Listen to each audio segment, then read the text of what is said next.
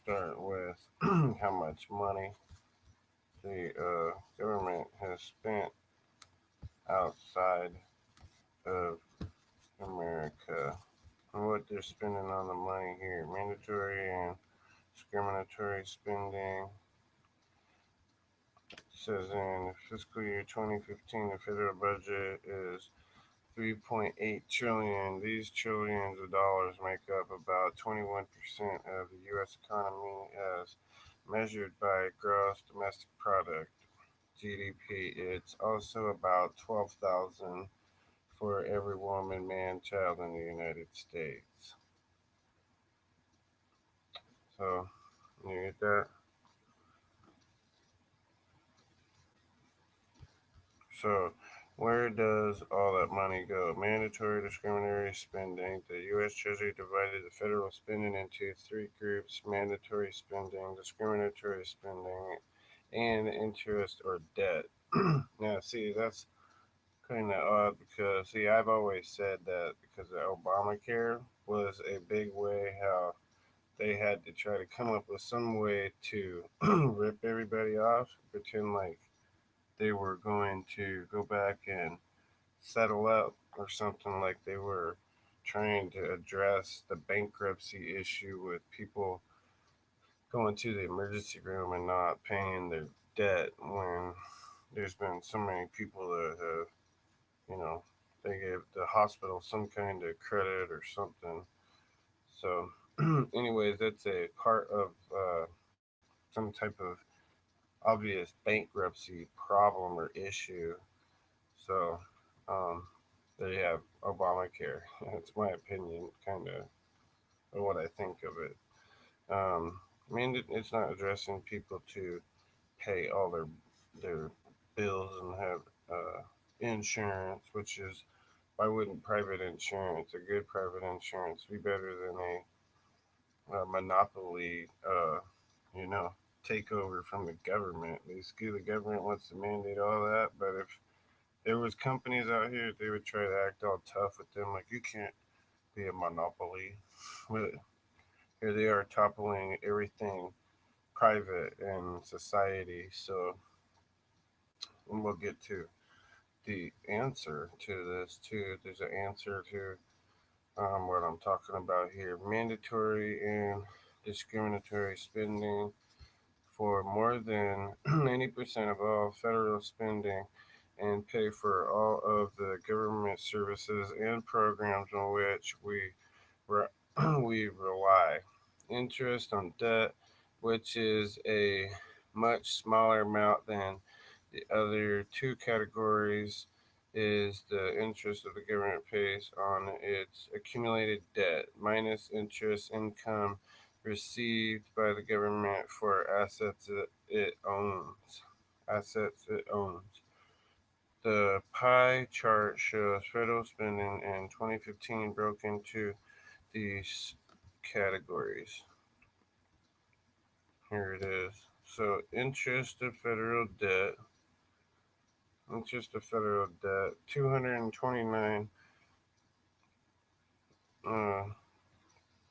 point 15 billion, 6.3%. Discriminatory spending. So we all know what interest is. It's what we pay back. So they're actually supposedly paying back 229 billion, almost 230 billion back. Discriminatory spending. Uh, discriminatory.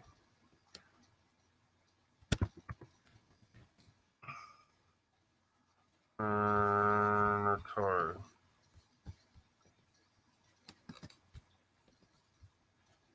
Making or showing an unfair or prejudicial distinction between different categories, people or things, especially on the groups, on the grounds of race, age, or sex.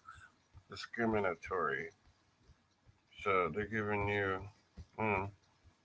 what services should be for to stand up, like help people out or something. mandatory spending. That's like, see what it says. Discriminatory spending refers to the portion of the budget that is decided by Congress through the annual appropriations process each year. These spending levels are set each year by Congress. This pie chart shows how Congress allocated 1.11 trillion in discriminatory in fiscal year 2015.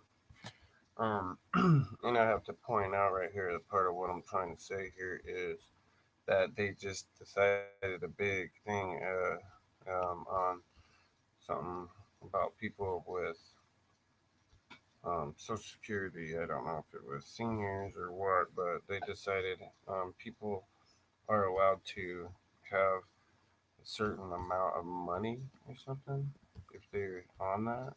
So I guess they're trying to set it directed to get people off of that. Some people are like, well, how much? What do you think the government's supposed to do? Well, I always said that the government was supposed to do what it said and take care of the people here. I can't, even if I have a difference or anybody else on what's going on here, we need to really focus on um, basically taking care of ourselves as a country and what we have and our riches. I always thought that we should have been more important. So, food and agriculture, 13.13 billion. So, see, and it's just a lot of this shit ought to be um, paid for in other ways. I don't know how they lose 13 billion dollars a year in food and agriculture when you you're growing the stuff out of the ground for crying out loud. Transportation, 26 billion. So a lot of different ways they can be looking at um, different means of transportation. I don't know. Um, Drive hydrogen cars, something a lot more, be a lot more intelligent with the fuel source thing than they let on. Gonna be ignorant. There's a lot more better ways that are uh, more cost efficient ways to drive automobiles and stuff. But whatever. So we have 29 billion on science.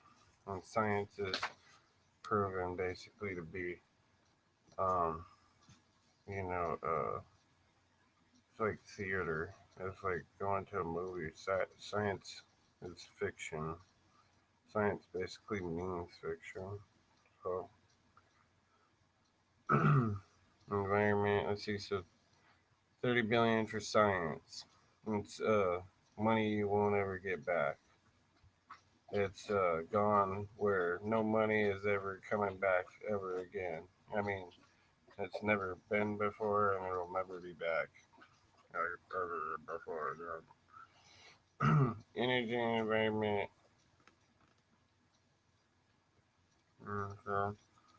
So, I would say, I guess this one, I don't know exactly why. How come people don't? I really don't. I understand that. You gotta do something about people and their food. You know, it can't be that serious. Something that grows in the ground and costs you that much.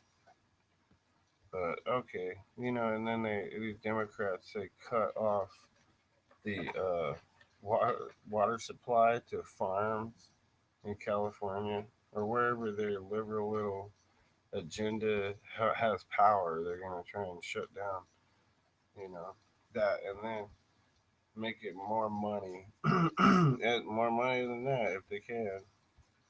They're trying to, what the Democrats are trying to do is fundamentally change and transform your government. And if they told you that was by abusing you as a taxpayer and wasting your dollar that they make you pay them, you would not vote for them. So they have to lie to you. That's why. So I believe in some of these here. Look how expensive this stuff is, you know? It's incredible. Housing, veterans benefits, and if there's abuses going on all over the places too, you know? Instead of having people um, basically do their own business or work somewhere where um, instead of the government cramming things and regulations and other things down their throats, they should be more open to um, people from the public. So a socialist is not necessarily your socialite, your social person that's trying to bring everybody in particular and make everybody um, basically be able to work together, be able to, so it causes a lot of problems, crimes. So there's Medicare and health, 66 billion. So and they're gonna rip that all off. Education, what are they doing to the education? You know, um, I'd like to hear a overwhelming amount of success story with that. I wish that them luck. I wish that they wouldn't be um, wasteful with the money, and they would be able to, I don't know, either have the parents be more, you know, I don't know, make the kids understand before they go to school, so that the teachers don't have to deal with brats so much. I guess I don't know if it's the kid's problem or the teacher's problem.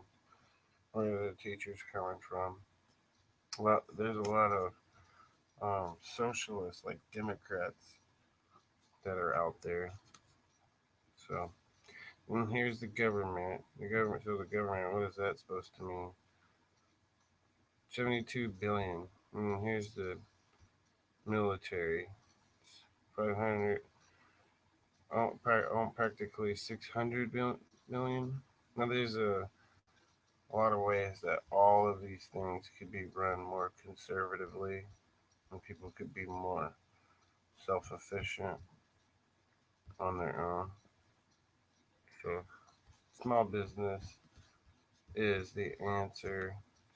Cell phone business, you have a business idea. But what I'm trying to say is not, those are the businesses that should be given uh, tax free exemptions if the people are disabled or something wrong with them or something, you know. They should come up with a comprehensive law to be able to make that. It with making um, job growth, basically. When they're successful, they keep trying to um, make businesses not suffer from hiring people. So sequester is that for cut because they're taking people and they're determining how much they're allowed to make or not. And I'm arguing that the people should, even if you make them pay into their own disability plan or whatever, once they get a job, you shouldn't auto cut them off because I think that if it's something, uh, it's an accident, especially not their fault. I think that it's kind of hard.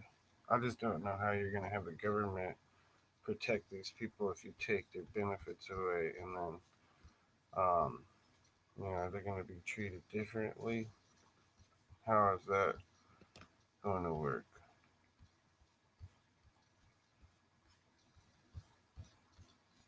So, making or showing an unfair or prejudicial distinction between different categories of people or things, especially on the grounds of race, age, or sex. Okay, and then I just wanted to point out that they have they have their own people that become whatever, in their own situation or whatever, not controlled by their own self, sort of. Somebody does something, some, they're covered. They're the government or whatever. Why aren't they covering more people at 6 o'clock? So they have to. We all have to figure out a way to pay all of our bills off. So, anyways, I was just saying that's especially why I would vote. I'm only gonna vote for a Republican or whatever, and um, probably vote for Trump or whatever. I don't know if he'd even make this a consideration, but the answer is small business and different businesses. So people who they really don't want to work for other people, or they're not going to ever be successful working for them. Give them a sort of their own uh, way to have their own career, sort of, by doing their own business, their own self-made business. That's the point. Thanks.